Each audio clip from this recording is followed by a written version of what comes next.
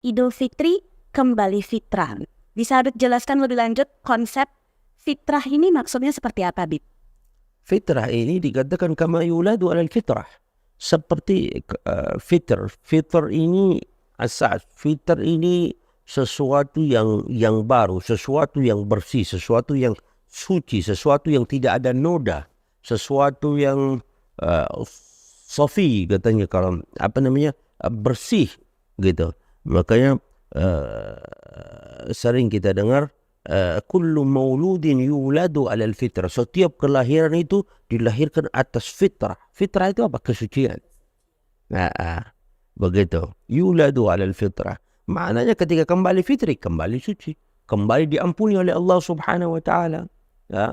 Makanya Nabi Muhammad sallallahu alaihi wasallam satu kali ketika beliau khutbah Jumat, itu dalam riwayat dikatakan beliau mau naik ke mimbar itu, naik anak tangga itu katakan amin, amin, amin 3 kali.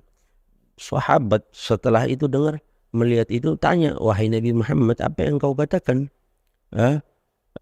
Kau naik ke anak tangga untuk mimbar dengan kata amin 3 kali.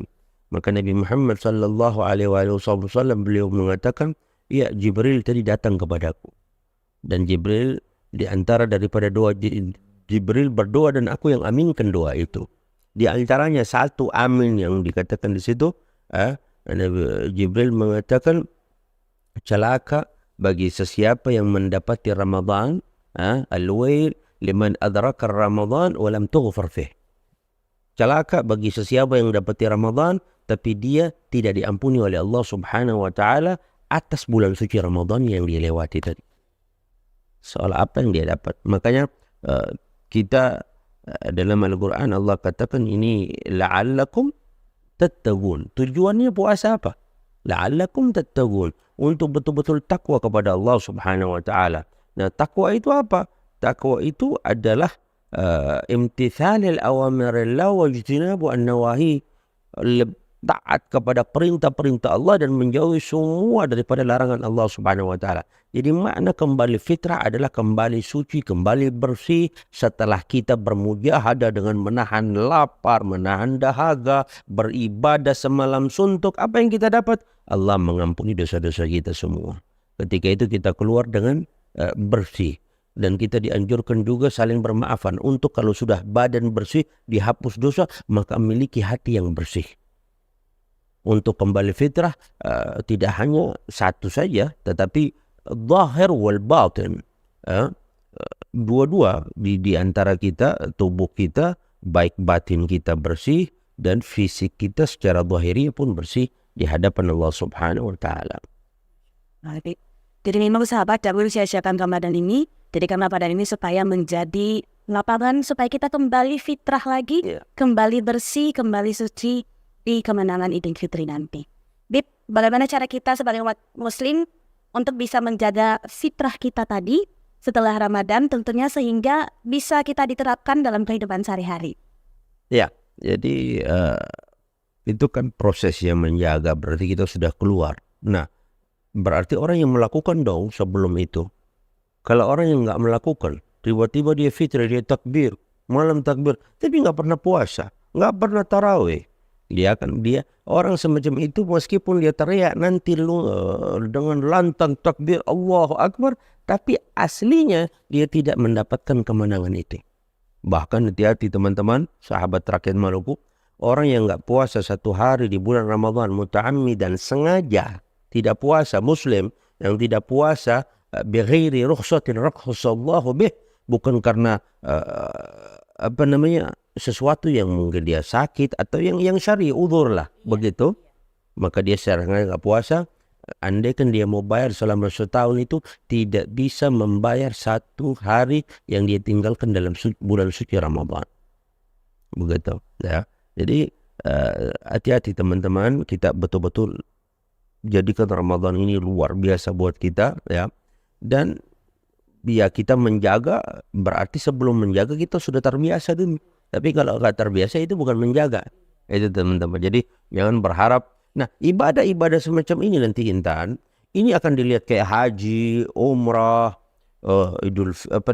puasa, ini akan terlihat keberhasilannya mereka itu di luar bulan suci Ramadan. Setelah mereka keluar, orang haji, bukan masalah haji di sana berapa kali dia tawaf, berapa kali dia wukuf, apa yang dia lakukan di sana, enggak.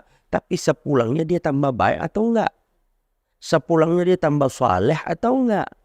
Nah, kalau di dalam konteks puasa ini kita diajarkan puasa. Satu hal, kalau secara makna sosial puasa itu kita diajarkan empati dengan merasa apa yang dirasakan orang-orang yang tidak beruntung di luar sana dengan kelaparan, kehausan. Setelah ini, di dalam Ramadan, orang-orang yang menjaga puasanya, bahkan dia mencari pahala dengan memberikan buka puasa kepada orang lain, memberikan makan kepada orang lain. Contoh kecil, apa hal ini nanti dilanjutkan nanti? Dia lanjutkan atau tidak? Oh cukup, udah nggak lanjutkan, berarti ini nggak berhasil. Dia nggak menjaga fitrah itu.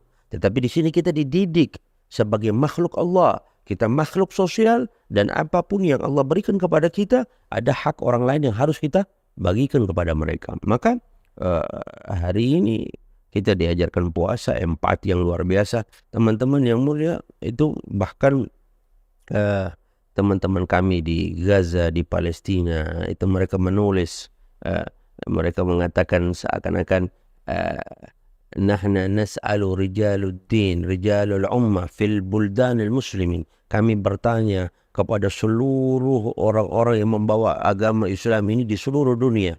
Mereka mengatakan apa? Hal yajuz as-shaum bidunil futur was-sahur? Apakah kami di Gaza dan di Palestina ini kami dikatakan kami puasa enggak? Kami dikatakan puasa. Sebab kami tidak pernah puasa itu di setiap harinya kecuali kami tidak makan sahur dan kami tidak pernah berbuka dengan makanan buka seperti apa yang kalian makan di negara kalian. Kita diajarkan empati, kita diajarkan dididik. Lebih dari itu, manusia dididik dengan tarbiyah sosial agar ketika dia keluar dari Ramadan dia bisa menjaga, dia menjadi ahli sedekah. Minimal sedekah nggak harus duit, makanan itu yang penting. Lugma ya lugma.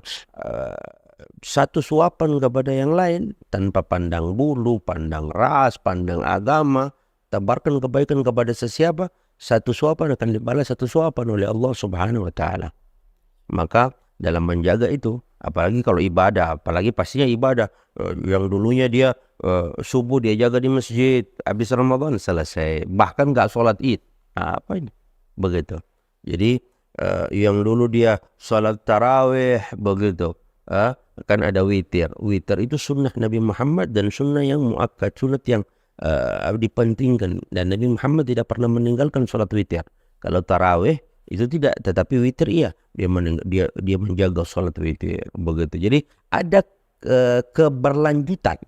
Jadi dikatakan fitrah, keberhasilan Ramadan, keberlanjutan ibadah sebagaimana dia dia lakukan di Ramadan, keberlanjutan itu. Para ulama katakan as-shaum la yantahi. Puasa itu enggak berakhir. Al-Quran la yarhal. Al-Quran yang kita baca di Ramadan, kita berlomba-lomba mau hatamkan, itu setelah Ramadan Quran enggak pergi, masih ada di hadapan kita. Begitu. Wal masjid lan tughlaq. Itu masjid enggak pernah ditutup. Kita berburu i'tikaf 10 hari terakhir. Masjid, tidur di masjid rela. Begitu selesai wala kenal masjid, tidak ke masjid sama sekali.